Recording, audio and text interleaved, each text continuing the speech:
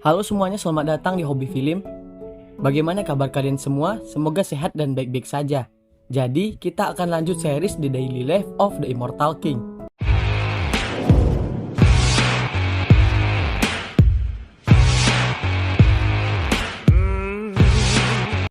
Segel Wang Ling sudah hampir hancur, mau tidak mau dia ini harus pergi untuk menemui ayahnya. Namun ketika dia sedang membeli mie kremes, dia ini bertemu dengan Jiang yang baru saja menghajar He Bufeng. Mereka berdua pun dibawa ke atas atap, yang mana dia membawa He Bufeng karena telah mengetahui identitas aslinya. Dan sedangkan untuk Wang Ling, dia ini tahu Sun Rong sangat khawatir kepadanya.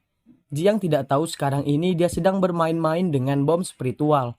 Roh pedang pun terbangun dan tidak tahu apa yang telah terjadi. Jiang meremehkan Wang Ling dan menganggapnya sebagai sampah. Nah, di saat itu juga, segelnya mulai tidak terkendali dan menyebabkan Wang Ling harus bisa mengendalikan emosinya. Untung saja sebelum hal buruk terjadi, roh pedang mengingatkan Wang Ling ada diskon untuk mie kremes dan menyebabkan Wang Ling pun sadar.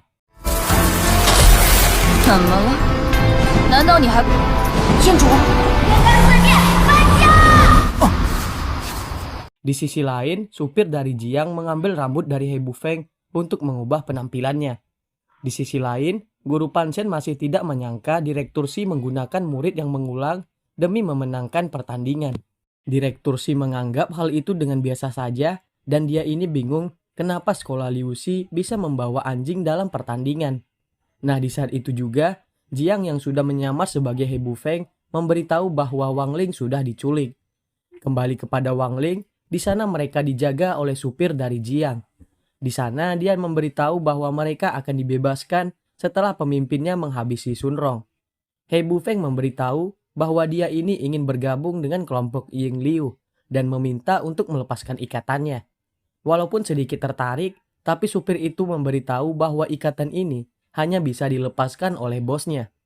He Bufeng menanyakan tingkat kekuatan dari supir ini, yang mana supir ini memberitahu bahwa dia itu tidak terlalu kuat dan hanyalah supir biasa. He Bufeng langsung mengejeknya, yang mana hal tersebut ternyata membuat supir ini marah. Ia pun memperlihatkan sedikit kekuatan, yang mana hal itu membuat He Bufeng terkejut. Kembali kepada Jiang, di sana dia menceritakan bagaimana Wang Ling bisa diculik. Zuo Yi yang berada di sana menanyakan ciri-ciri dari para penculik. Nah, hal itu membuat Jiang malu karena dianggap sebagai gadis yang cantik. Zuo Yi pun menyadari bahwa pemimpin Ying Liu sedang berada di sekolah ini. Direktur Si menyarankan untuk tetap berada di sini, karena sekarang tempat ini adalah lokasi yang teraman. Tang Jingse lalu meminta Xiao Bei untuk memeriksa lokasi di sekitar sekolah ini. Mereka pun akhirnya tahu bahwa ada sesuatu di gedung lama. Nah, di saat itu juga, ternyata para penjaga Sun Rong berusaha untuk mengamankannya dan membawanya pergi. Direktur Si menyarankan untuk segera pergi demi keselamatan mereka. Mendengar hal itu tentu saja membuat Sun Rong kesal karena mereka itu sangatlah penakut. Ia tidak peduli apa yang akan terjadi nantinya, karena mereka akan menyelamatkan Wang Ling. Apalagi para penjahat itu sudah seperti menantang grup Huaguo. Jadi dia yang adalah seorang pewaris tidak akan mundur dan akan menghadapinya. Penjaga yang selalu bersama Sun Rong tidak menyangka bahwa Sun Rong ini sudah tumbuh menjadi lebih kuat. Kembali ke gedung tua, di sana supir itu sedang menari dengan riang gembira dan tidak memperdulikan He Bufeng dan Wang Ling. He Bufeng mencoba bicara kepada Wang Ling, namun tanpa diduga Wang Ling ini tertidur. Untung saja dia itu dibangunkan oleh roh pedang. Nah, di saat supir itu berhenti menari, He Bufeng menyadari akan ada yang menolong mereka. He Bufeng pun segera berteriak, namun dia langsung diusir oleh supir itu. Di sisi lain, Sun Rong dan para penjaga melihat Wang Ling sedang digantung. Sedangkan di sisi lain, Xiao Bei merasakan ada sesuatu yang aneh dan meminta teman-temannya untuk berhati-hati. Kejaran pun terjadi, namun supir ini tidak membiarkan hal itu begitu saja. Karena tehnya sudah habis, dia pun menggunakan sebuah teknik yang membuat para guru terkejut. Yang mana dia ini ternyata memanggil para pasukan.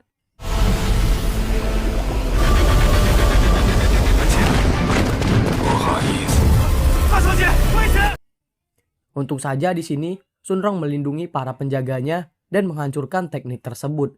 Sunrong pun memanggil ke-13 pedang rohnya untuk menghadapi supir itu. Di sisi lain, ayah Wang Ling yang masih tidak diizinkan untuk masuk melihat ada sesuatu yang terjadi di sekolah itu. Di tengah pertarungan yang sengit itu, kita diperlihatkan ingatan dari supir itu bersama dengan Jiang, yang ternyata dia ini adalah guru dari Jiang. Dia memarahi Jiang karena masih belum berkembang dalam meracuni seseorang. Kembali ke pertarungan, di sana Sunrong sangatlah kewalahan dengan teknik dari supir itu. Bahkan dia pun menambahkan serangan kepada Sunrong. Dia memberitahu bahwa Sunrong tidak tahu dasar dari seni pedang.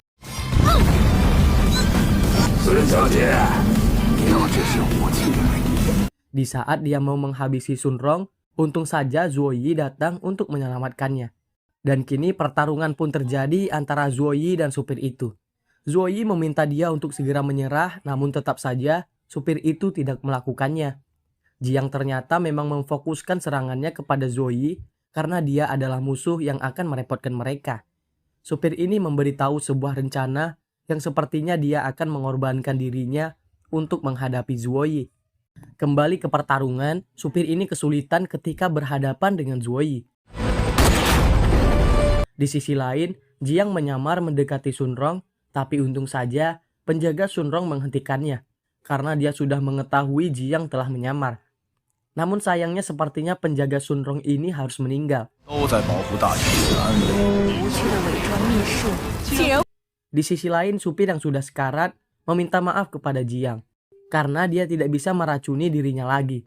Jiang pun berterima kasih atas pengorbanannya yang telah dilakukan oleh gurunya. Zuoyi pun ingin membawanya karena sudah merencanakan pembunuhan. Nah, di detik-detik akhirnya, dia pun meledakkan dirinya bersama Zuoyi dan kita pun langsung diperlihatkan tentang kebersamaan dia dengan Jiang.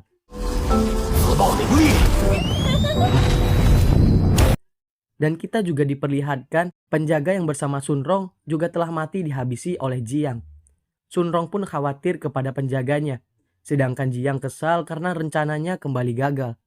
Nah, sepertinya ledakan tadi dihentikan oleh iblis katak yang langsung menyerap kekuatan itu. Lanjut, di saat Wang Ling diselamatkan, mereka menanyakan tentang lubang di tempat itu. Namun, Wang Ling tidak memberitahu bagaimana lubang itu bisa terbentuk. Yang ternyata, dia merahasiakan keberadaan dari He Bufeng dan meminta roh pedang untuk menjaganya, supaya pertarungan besok tidak terjadi. Namun pertandingan masih diadakan, karena Jiang yang sedang menyamar menggantikan He Bufeng. Wang Ling pun sangat kesal karena roh pedang membiarkannya kabur. Namun, tanpa Wang Ling ketahui, roh pedang masih tetap menjalankan misinya sampai kelaparan. Di sana, para murid diberitahu peraturan dari pertandingan ini. Karena teman-temannya sudah menyamakan dirinya, sepertinya Wang Ling juga akan berjuang. Jiang berjanji tidak akan menyia-nyiakan kesempatan ini untuk menghabisi Sunrong. Nah, di saat Wang Ling ingin masuk ke dalam pertandingan, ayahnya pun datang untuk memberikan segel terbarunya. Namun sayangnya dia terlambat karena Wang Ling sudah masuk ke dalam arena. Guru Pansen dan Zuoyi mendekatinya karena mereka mengenali dirinya. Zuoyi pun diberitahu mengenai segel Wang Ling yang telah rusak. Di dalam arena, Xiaobei telah mengetahui siapa-siapa saja yang menjaga altar. Altar emas dijaga oleh Chen Chao, altar air dijaga oleh Sunrong, altar api dijaga oleh iblis katak, yang mana di sana He Bufeng sudah mendekati iblis katak. Wang Ling yang dianggap lemah dirasa oleh Tang Jingse sedang berada di altar kayu. Ling Fei pun segera pergi untuk menghadapinya. Nah, ternyata Guo Hao ini berada tepat di belakang mereka. Di saat mereka mau pergi, ternyata Tang Jingse menyadari keberadaan dari Guo Hao. Untung saja itu hanyalah sebuah shinigami saja. Tang Jingse meminta untuk tidak mengejarnya karena mereka harus segera pergi menempati ketiga altar dan memenangi pertandingan itu. Guo Hao menyadari mereka sangat kuat, lalu segera pergi untuk membantu Wang Ling. Mendengar sekolah Wushiju sudah menempati satu altar, Chen Chao pun segera pergi menancapkan pedangnya di altar emas. Namun di sana sudah ada Xiaobei yang sejak tadi sudah menyerang Chen Chao. Chen Chao mencoba menantang Xiaobei, namun dia ini terlalu menganggap Xiaobei lemah. Yang mana dia pun menyadari Xiaobei sudah memasang jaring di mana-mana. Dan dia ini pun dikendalikan oleh Xiaobei.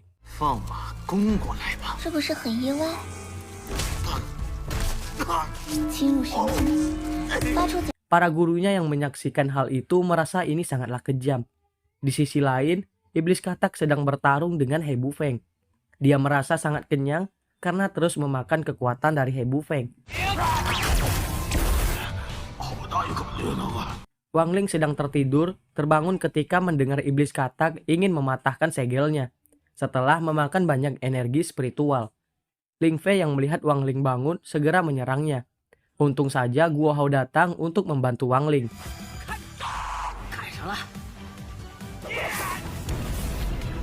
Di sisi lain, Sun Rong yang mencoba menguasai altar air harus dihentikan oleh Tang Jingse dengan pedang rohnya. Tang Jingse yang sedang berbicara dengan Sun Rong membahas tentang masa lalu yang membuat Sun Rong marah dan menyerangnya.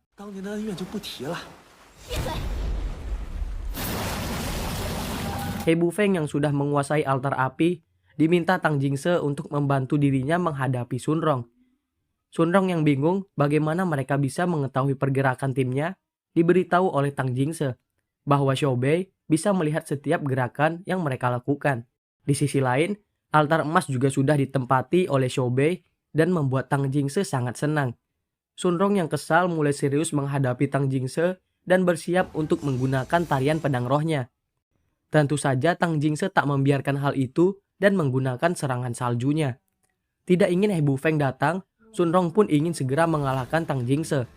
Namun dia terlambat karena He Bufeng sudah datang untuk membantu Tang Jingse.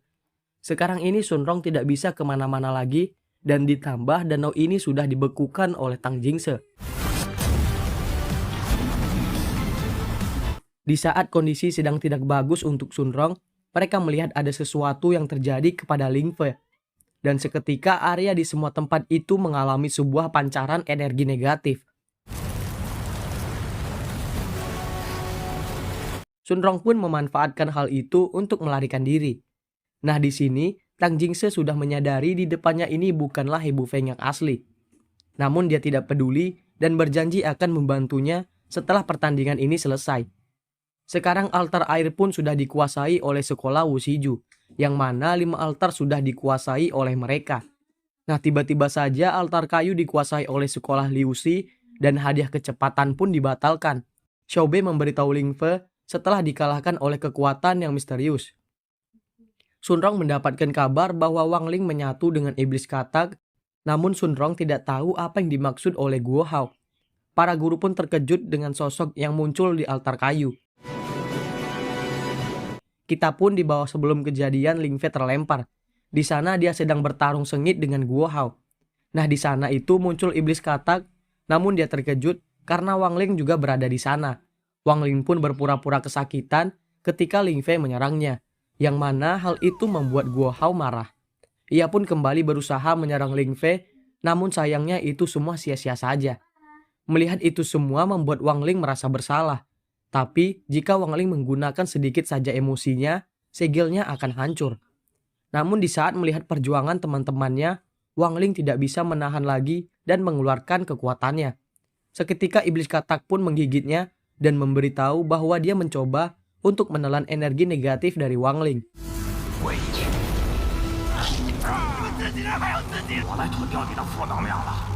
Mendengar hal itu, Wang Ling pun memanfaatkan iblis katak untuk menggunakan kekuatan sihirnya.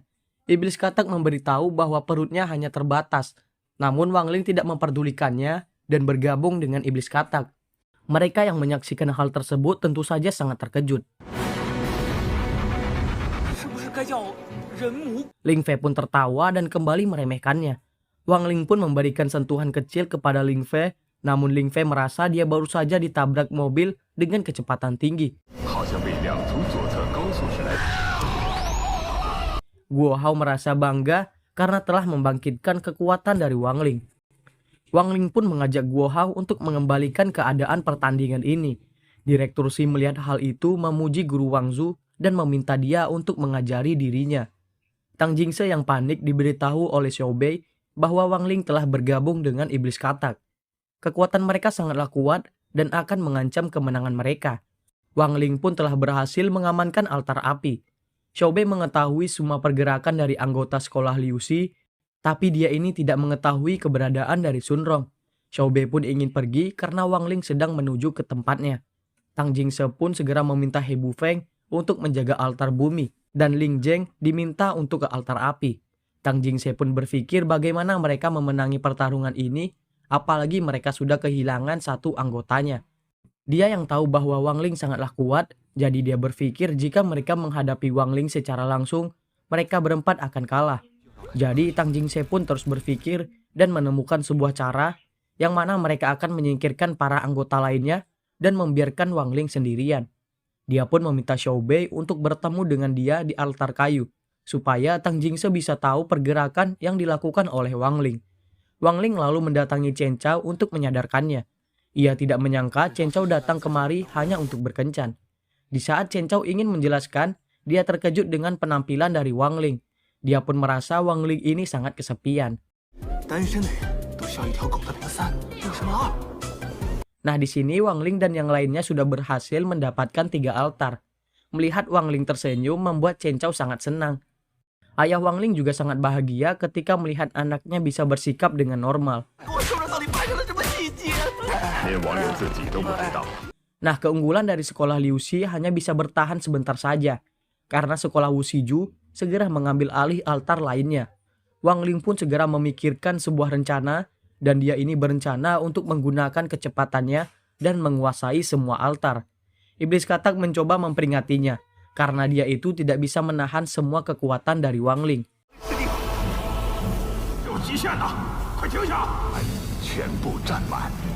Guru Wang Zu dan Zuo Yi merasa hal itu akan sia-sia saja, karena pertandingan ini tidak bisa diselesaikan oleh satu orang saja.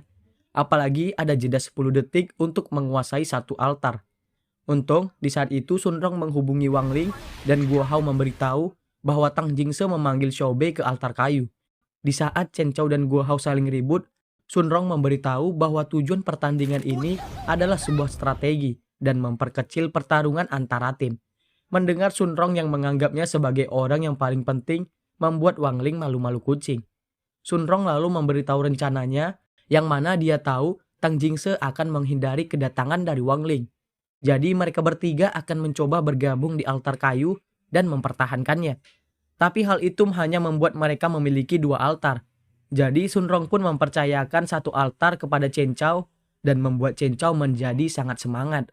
Sunrong juga sudah menempatkan klonnya untuk mengintai 3 altar dan sekarang dia dan Guo Hao akan bertarung di altar api.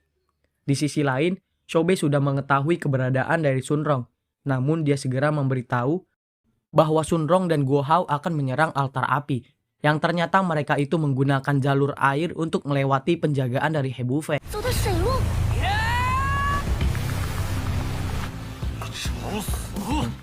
Ling Zheng yang marah ditenangkan oleh Tang Jingse, namun karena kelakuan dari Guo Hao, dia pun menjadi semakin marah. Dan Sunrong memanfaatkan hal itu untuk masuk ke dalam altar api. Namun di sini Ling Zheng sadar dengan pengalihan dari Guo Hao. Mendengar Wang Ling telah menguasai altar air, membuat Tang Jingse dan He Bufeng tersenyum, dan bagian 4 pun bersambung.